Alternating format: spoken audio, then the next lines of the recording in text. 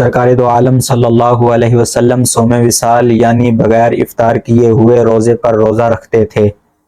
یہ دیکھ کر صحابہ کرام علیہ رضوان نے بھی روزے رکھنا شروع کر دیے۔ جب کمزوری کے آثار ان میں نمایاں ہوئے تو حضور علیہ السلام نے اپنے اصحاب کو صوم وصال کے روزے رکھنے سے منع فرما دیا۔ حضرت ابو ہریرہ رضی اللہ تعالی عنہ بیان فرماتے ہیں کہ حضور علیہ السلام نے اپنے اصحاب کو صوم وصال کے روزے رکھنے سے منع فرمایا تو ایک شخص نے عرض کی، یا رسول اللہ صلی اللہ علیہ وسلم، آپ خود تو روزے رکھتے ہیں۔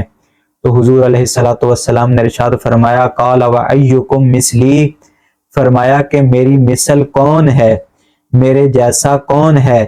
انی ابیت یطعمنی ربی ویسقینی، میں رات اپنے رب کے پاس گزارتا ہوں، میرا رب مجھے کھلاتا بھی ہے اور پلاتا بھی ہے۔